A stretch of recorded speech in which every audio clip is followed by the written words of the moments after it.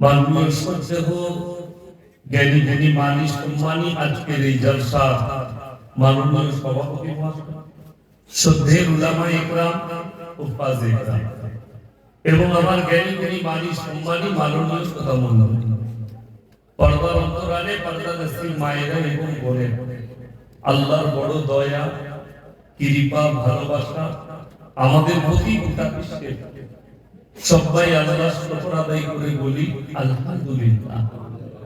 তারপরে বিশ্ব নবী জনাবে মুহাম্মদুর রাসূলুল্লাহ সকলে বলুন সাল্লাল্লাহু আলাইহি ওয়াসাল্লাম। তিনার প্রতি শত কোটি দরুদ বর্ষিত বলুন আমিন সুম্মা আমিন। আমিন। সবাই একবার দরুদে ইব্রাহিম পাঠ করি। আল্লাহুম্মা সাল্লি আলা মুহাম্মাদিন ওয়া আলা আলি মুহাম্মাদ কামা সাল্লাইতা আলা ইব্রাহিম ওয়া আলা আলি ইব্রাহিম ইন্নাকা হামিদুম মাজিদ। আল্লাহুম্মা বারিক আলা মুহাম্মাদিন ওয়া আলা আলি মুহাম্মাদ কামা বারাকতা আলা ইব্রাহিম ওয়া আলা আলি ইব্রাহিম ইন্নাকা হামিদুম মাজিদ। গুলি কয়েক কথা আলোচনা করব। আল্লাহ আমাদের সকলকে আমলের তৌফিক দান করুন। আল্লাহুম্মা আমিন। এক নম্বর, এই ইনসান যে এসেছে মানুষ, নিসিয়ান শব্দ থেকে ইনসান এসেছে। মানুষ মানে হচ্ছে ভুলে যাওয়া, ভুল করবে মানুষ। ভুল হবে না কাদের? ফেরেশতা। ফেরেশতাদের কাজ একটা, অন্তর একটা কাজ। কি কাজ? শুধুমাত্র আল্লাহর হুকুম পালন করা। ফেরেশতাদের সংসার আছে, সাংসারিক জীবন নাই, পারিবারিক জীবন নাই, সামাজিক জীবন নেই, অর্থনৈতিক জীবন নেই। ওই জন্য আল্লাহর যতগুলো সৃষ্টি পৃথিবীতে আছে সব থেকে উত্তম সৃষ্টি হচ্ছে মানুষ। বলুন আলহামদুলিল্লাহ। সব থেকে উত্তম মানুষ। ফেরেশতাদের থেকেও উত্তম করেছে মানুষ। আমাদের জীবন কি? সাংসারিক জীবন, পারিবারিক জীবন, সামাজিক, অর্থনৈতিক, রাজনৈতিক, পৃথিবীর সমস্ত জীবনের কাজ করার পরে আল্লাহকে আমরা মনে রাখি। ওই জন্য আল্লাহ হুকুম করে। আর ফেরেশতারা শুধুমাত্র আল্লাহ হুকুম করবেন, সেটা পালন করবেন। আমরা আল্লাহর হুকুমের সাথে সাথে দুনিয়াবি জীবন আল্লাহ আমাদেরকে একটা দিয়েছে। ইনকাম করা, চাষাবাদ করা, খাওয়া দাওয়া করা, খাওয়া দাওয়ার ব্যবস্থা করা, সংসার দেখা, পরিবার দেখা, আত্মীয় স্বজন দেখা, তারপর আল্লাহকে মনে রাখা। ওই জন্য তো উত্তম করেছে। তো আমরা মানুষ ভুলে যায়। বিচার কিয়ামতের দিনে কার হবে? মানুষের। আমরা বলি মানুষের বিচার হবে। কথাটা রং। যদি বলেন কেন? বিচার হিসেব নিকেশ যেটা হবে সেটা মুমিনের হবে। যে পরীক্ষা দেয় হলে বসে, সে ফল পায় না, যে বসে না সে ফল পায়। কথা বলে রেজাল্টটা বাপের নামে দেয় না ছেলের নামে দেয়? ছেলের নামে। তো যে পরীক্ষার হলে বসে, আমরা কিন্তু পরীক্ষার হলে বসে, পরীক্ষার হল মানে হচ্ছে ঈমানওয়ালা, ঈমান এনেছি আল্লাহর প্রতি, নবীজির প্রতি, কোরআনের প্রতি, কিয়ামতের দিনের প্রতি, ফেরেশতাদের প্রতি। সবাই এনেছি না? আমি বলুন ইনশাআল্লাহ। তাহলে আপনার বিচার হবে, আমাদের বিচার হবে পাপ আর পুণ্যের হিসেব। বেঈমান, কাফের, আদার্স যারা আছে তাদের কোনো বিচার নাই। একটাই বিচার হচ্ছে জাহান্নাম। একটাই বিচার, কি? জাহান্নাম। এখন এখানে একটা প্রশ্ন দাঁড়ায়, অনেক ভালো মানুষ আছে, আছেন না নেই? অমুসলিম ভাই ভালো লোক নেই? আপনার আমার থেকেও ভালো লোক আছে, কিন্তু তারা কি পাবে? আমাকে একজন নদিয়া ডিস্ট্রিক্টের ডিফেন্সে চাকরি করে। আমি কোন জলসায় বলেছিলাম শাহরুখ খান, সালমান খান এদিকে মুসলমান বলা যাবে না। আমি আবার বলি মুসলমান বলা যাবে না।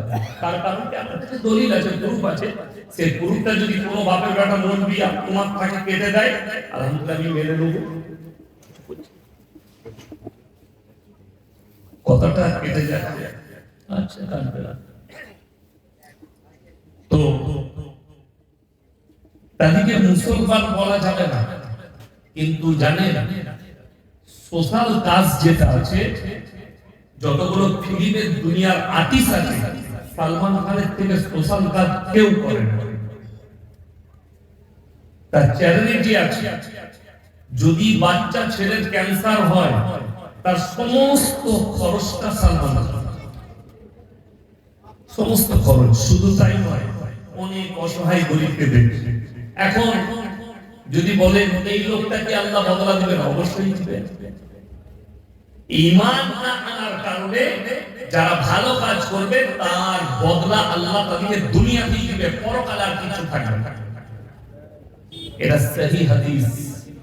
তার একটা উদাহরণ দিই, সেই উদাহরণটা হচ্ছে স্কুলে হেডমাস্টার, আপনাদের আশা করি এলাকায় স্কুল আছে, হাই স্কুল আছে, প্রাইমারি আছে, আরামবাগে কলেজ আছে।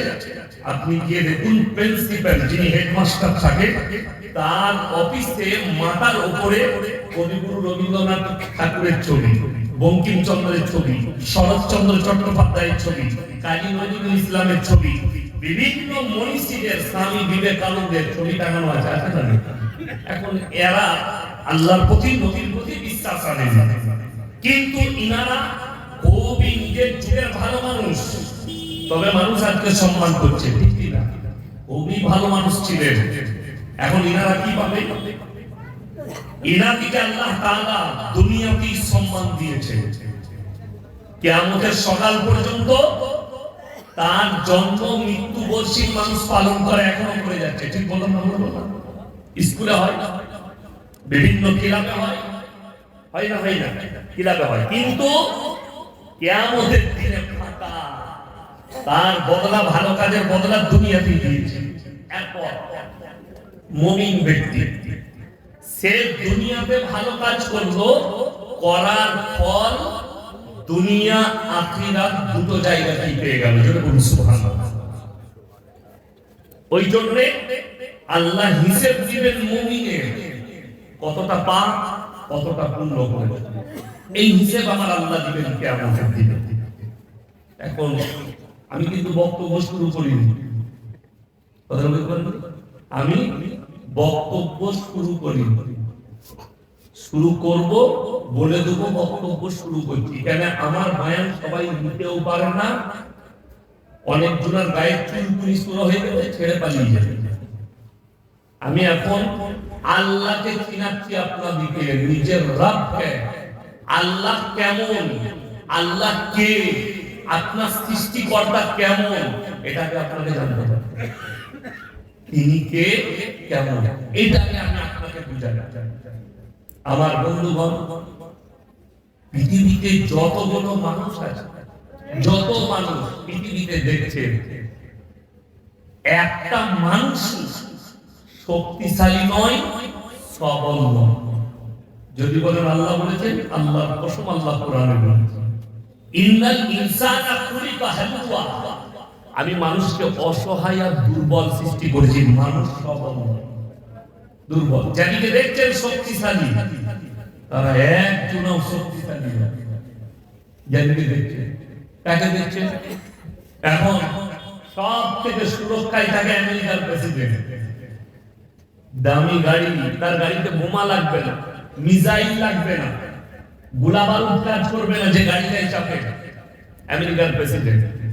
এখন অনেকজন বলবে তাহলে তার কাছে কোনো দুর্বলতা নেই, তার ডিফেন্স সিস্টেম এত মজবুত, সে নিজেকে সুপার পাওয়ার বলছে। আপনি বলুন তো, ওই গাড়ির মধ্যে যদি চেপে থাকে আর আমার আল্লাহ মালাকুল মউত পাঠায়, কোন ডিফেন্স কাজ করবে? আর যদি বলুন না সুবহানাল্লাহ। আল্লাহর কাছে দুর্বলতা একটা প্রমাণ করলাম। দ্বিতীয় নম্বর শুনবেন, এখন যুদ্ধ চলছে, চলছে না চলে? কি দিয়ে? মিসাইল দিয়ে যুদ্ধ চলছে, ময়দানে নয়, যে যার ঠিকানায় পাচ্ছে মিসাইল ছুটছে। আল্লাহর কসম, আমার আল্লাহ যদি চায় মিসাইলের প্রয়োজন, দলিল দিয়েছে কোরআন। এরকম বাহিনী নয়, বর্ডারে বন্দুক নিয়ে দাঁড়িয়েছে এই বাহিনী নয়। কোরআনে আছে আব্রাহা বাদশা হস্তি বাহিনী নিয়ে কাবা ঘর ভাঙতে বেরিয়েছিল। কি বাহিনী? হস্তি বাহিনী মানে হাতির বাহিনী। কাবা ঘর ঘুরিয়ে দিয়ে চলে যাবে হাতি দিয়ে। আল্লাহ নবীজিকে বললেন, হে নবী আপনি কি দেখেন আলাম তারা কাইফা ফাআলা রাব্বুকা বিআসহাবিল ফিল আলাম ইয়াজআল কাইদাহুম ফি তাদলিল ওয়া আরসালা আলাইহিম তায়রান আবাবিল। কোরআন 30 পারা। হে নবী আপনি কি দেখেননি যারা বলেছিল কাবা ঘর ঘুরিয়ে দেবো, আমি তাদের উপরে তাদের কাছে ফেরেশতা পাঠাইনি, ছোট্ট পাখিকে খালি বলেছি মুখে করে পাথর নিয়ে আসমান থেকে নিক্ষেপ করো, আমি কাবা ঘরে পৌঁছানোর আগে তাদেরকে ধূলিসাৎ করে দিয়েছি। বলুন সুবহানাল্লাহ। আমার আল্লাহ রাব্বুল আলামিন কত পাওয়ারফুল। এখন আপনি বলছেন আমি পাওয়ারফুল। দেখুন না, একটু কারো গায়ে বল হলে সে বলছে গায়ের আমি মরদ, একটু টাকা হলে বলছে আমার মতো পাওয়ারফুল কেউ নেই, একটা পদ পেয়ে গেলে এলাকার বলছে আমার মতো পাওয়ারফুল কেউ নেই। তার চলন আলাদা, বলন আলাদা, সবকিছু আলাদা। দেখলেন না ডোনাল্ড ট্রাম্প গিয়ে একটা দেশ থেকে তার প্রেসিডেন্টকে গ্রেফতার করে নিয়ে চলে এলো, দিয়ে ভরে দিলে জেলে, বলে আমার পাওয়ার। কি দেখছেন মরদ? যদি মরদ দেখতে চান ইতিহাসের পাতা খুলে দেখুন, ইতিহাসের পাতা খুলে। হাজারটা দৌড়ের বাড়ি নবাব সিরাজউদ্দৌলা দাঁড়িয়ে আছে, সেখানে গিয়ে একবার দেখে আসুন। নবাবের যে সিরাজউদ্দৌলার যে তলোয়ারটা ছিল, আমাদের মতো 5টা মরদ লাগবে তুলতে, 70 থেকে 80 কিলো ভারী তলোয়ারটা। টিপু সুলতান যে তলোয়ার ইউজ করেছে 1 কুইন্টালের উপরে ভারী। এখনকার এরকম ভারতবর্ষে বাপের বেটা মরদ নাই 1 হাতে তলোয়ার তুলে 1 কুইন্টাল তলোয়ার তুলতে পারবে কেউ? 1 হাতে পারবে না, এই মরদ নাই। তারা কোথায়? টিপু সুলতান শেষ, হায়দার আলী নেই, তার বাপ চলে গেছে, নবাব সিরাজউদ্দৌলা পলাশী যুদ্ধেতে নিহত হলেন, এইভাবে সবাই চলে গেল। ইতিহাসের পাতায় যারা ইতিহাসবিদ আছেন পড়েছেন, জঞ্জার রাজা অর্ধেক দুনিয়া দখল করেছিল, তার নাম হচ্ছে আলেকজান্ডার। ইতিহাস বলছে সেই যুগে তার মতো যোদ্ধা পৃথিবীতে ছিল না, পৃথিবীতে, শুধু একটা দেশ নয়, পৃথিবীতে, এমনকি ভারতেও আক্রমণ করেছিল। সেই সময় যিনি রাজা ছিলেন ভারতে, একজন হিন্দুদের রাজা, তার নাম হচ্ছে রাজা পুরু। এই রাজা পুরুর ব্যবহার আর আখলাক আর চরিত্র এত ভালো, এত সুন্দর ছিল যে তার ব্যবহার দেখে তিনি আর যাননি, যুদ্ধ করেননি, পালিয়ে গিয়েছিলেন। এই আলেকজান্ডার যখন মারা যায় 20 পান করে মারা গিয়েছিল। আলেকজান্ডারের মতো রাজা চলে গেল। এটা তো ইতিহাস বললাম, কোরআনের ইতিহাস শুনেলেন। এই আমার অনেকজন বলছিল যে হুজুর কবে থেকে জলসা করবেন, এসআইয়ের 7 লাখ মুসলমানের নাম বাদ দিয়েছে, এতগুলো মানুষের নাম বাদ দিয়েছে, মুসলমানদের নাম। আমি বললাম তাদেরকে শুনিয়ে দাও, যারা মনে করছে মুসলমানদের নাম বাদ দিয়ে শেষ করব, পাওয়ার পেয়েছি, পাওয়ারফুল, তাদেরকে জিজ্ঞেস করো ইতিহাসের পাতা খুলে শুনে নাও, পড়ে দেখে নাও। আর কোরআন বলছে পৃথিবীতে জালিম বাদশা সবথেকে ডেঞ্জার যে ছিল তার নাম ফিরাউন। মিশরের মাটিতে দাঁড়িয়ে বলেছিল আনা রাব্বুকুমুল আলা, আমি হচ্ছি তোমাদের রব, আর আমার উপরে পৃথিবীতে কেউ নেই, আমি তোমাদের সব। ফিরাউন আছে না শেষ হয়ে গেছে? কথা বলেন, ফিরাউন শেষ। যে নিয়ে গর্ব করেছিল তাকে ধূলিসাৎ করে দিয়ে। আর যারা এখানে বসে আছেন, শিক্ষিত অশিক্ষিত নেতা যারা বসে আছেন, শুনে যান, যতগুলো পৃথিবীতে জালিম এসছে, যারা মজলুমের উপরে জুলুম করেছে, প্রজার উপরে জুলুম করেছে, দেশের মানুষের উপরে যে নেতারা, যে জালিমরা জুলুম করেছে, আল্লাহ তাদেরকে বেইজ্জতির সঙ্গে মৃত্যু দিয়েছে। তার 1 নম্বর দলিল ফিরাউন। আচ্ছা বলুন তো, ফিরাউন যদি ভালো মানুষ হবে, পৃথিবীতে কেউ আর নিজের ছেলের নাম ফিরাউন রেখেছে? আর কিয়ামত পর্যন্ত রাখবে? কেউ রাখবে। হিটলার, হিটলার ভালো লোক না খারাপ লোক? কেউ নিজের ছেলের নাম হিটলার রাখবে না, রাখবে না। কেন? সে ছিল অভিশপ্ত এবং পৃথিবীর মানুষ কাছে ঘৃণিত হয়ে গেছে। যারা জালিম, আল্লাহ তাদেরকে ধূলিসাৎ করেছে। ওই জন্য কেউ জুলুম করবেন না। টাকা হয়ে গেলে, বল পেয়ে গেলে, দল পেয়ে গেলে জুলুম করবে না। কেন? আল্লাহর কসম খেয়ে বলছি, আল্লাহর থেকে বড় শক্তিশালী পৃথিবীতে কেউ নেই। এখানে যতগুলো মানুষ আমরা বসে আছি নয়, পৃথিবীতে যারা আমরা বেঁচে আছি বর্তমানে, আল্লাহর কসম, কোন প্রাণী যতগুলো জানদার আছে, কেউ আমরা নিজের ইচ্ছায় বেঁচে নেই। সব আমার আল্লাহর ইচ্ছায় আর আল্লাহর দয়ায় আল্লাহ আমাদেরকে বাঁচিয়ে রেখেছে। বলুন তো, আমাদের যে শরীর, এখন আমি কথা বলছি, আপনারা এসে বসেছেন, খাওয়া দাওয়া করছেন, হাত পা লাগছেন, জানেন আমাদের জীবনে আল্লাহ তাআলা তিনটে পাঠ করেছেন। কটা বললাম? কটা অংশ? তিনটে। একটা হচ্ছে আল্লাহর নিজস্ব, একটা কার? আল্লাহর নিজস্ব। আর একটা আল্লাহ তাআলা পোকামাকড়ের জন্য করেছেন, আর একটা আমাদের নিজস্ব। এখন দেখুন, অনেকজন শরীর নিয়ে গর্ব করে না। আমাদের কিছু যুবক আছে এখন, এরা জিমখানায় যায় জিম করতে। বলে কেন? বলে সালমান খানের মতো বডি করবো, মাসাল চালিয়ে দেখাচ্ছে। কি বলে? কিন্তু ওই উদ্দেশ্য তো নয় যে বডি করব, মানুষের উপকার করব। উদ্দেশ্য হচ্ছে দুটো মেয়ে দেখে বলবে দারুণ লাগছে, শরীর দেখে আই লাভ ইউ বলে দিবি, বাস। এই উদ্দেশ্য, মানে নিয়ত খারাপ। যাই হোক, বডি বলছে, বডিটার কত দাম একটু বলে দিই। আমাদের শরীরের মধ্যে সব থেকে দামি পার্ট কোনটা বাবাজি? ও চাচা, কোনটা ভাই? সব থেকে দামি পার্ট কোনটা শরীরে? হ্যাঁ, ঘোড়ার ডিম জানো, খালি কচু খাও আর খালি গোশ খাও, গরু জবাই করার গোশের, গরুর গোশের বিরিয়ানি, মানে তো বিরিয়ানি। সব থেকে দামি পাঁচটা হচ্ছে রূহ, রূহ, জান। জানতে জানেন যেটাকে আমরা রূহ বলি? যদি বলেন কেমন করে, এই রূহটা। আরামবাগে যতগুলো ডাক্তার আছে, শুধু আরামবাগ নয়, পৃথিবীর যত ডাক্তার আছে, আল্লাহর কসম, একটা স্টেডিয়ামে ভরে দেন, খালি একটা প্রশ্ন করুন, সকাল থেকে রাত পর্যন্ত এত রোগী ফাটছে, এত অপারেশন, বুক ফাটছে, পিঠ ফাটছে, কেউ ব্রেন ফাটছে, তাদেরকে জিজ্ঞেস করুন আল্লাহ মানুষের মধ্যে রূহটা কোথায় রেখেছে। আজ পর্যন্ত কি কোনো ডাক্তার বলতে পেরেছে? পারে।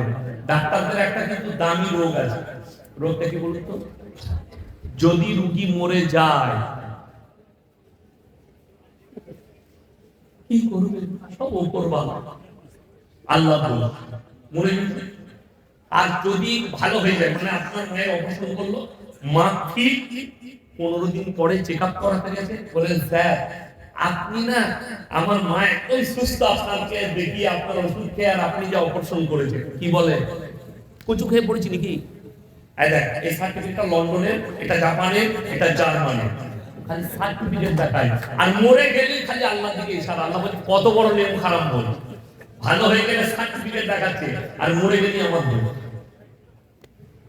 খুব দুঃখের সঙ্গে বলছি, পৃথিবীর কোন বাপের বেটা ডাক্তার কিয়ামতের সকাল পর্যন্ত সময় দিলাম, বলতে পারবে না মানুষের মধ্যে রূহটা আল্লাহ কোথায় রেখেছে। কোরআন খুলেন, নবীজি, সকলে বলুন একবার সাল্লাল্লাহু আলাইহি ওয়াসাল্লাম, নবীজি আল্লাহর কাছে প্রশ্ন ছুড়লেন, কি বলে? ওয়ায়াসালুনাকা আনির রূহ, ওগো আল্লাহ রূহটা কি? আমার আল্লাহ নিজে উত্তর দিলেন, কুলির রূহু মিন আমরি, রূহ হচ্ছে আমার আল্লাহর হুকুম। কোরআনে অপর জায়গায় আছে, ওয়ান নাজিয়াতি গরকা, আমি আল্লাহ কসম খাচ্ছি ওই ফেরেশতা যারা আমার হুকুমে দ্রুত গতিতে তোমাদের কাছে পৌঁছায়। কোথায়? তোমাদের কাছে। শরীরে গর্ভ শব্দের অর্থ হচ্ছে ডুব মারা। বাচ্চারা নদীতে ঝাঁপ দিয়ে ডুব মারে না, আমরা পুকুরে নেমে গোসল করতে নেমে ডুব মারি না। কোরআনে এই শব্দ আল্লাহ ব্যবহার করেছেন। আমি কসম খাচ্ছি ওই ফেরেশতা যারা দ্রুত গতিতে তোমাদের শরীরে ডুব মেরে তোমাদের আত্মাকে হরণ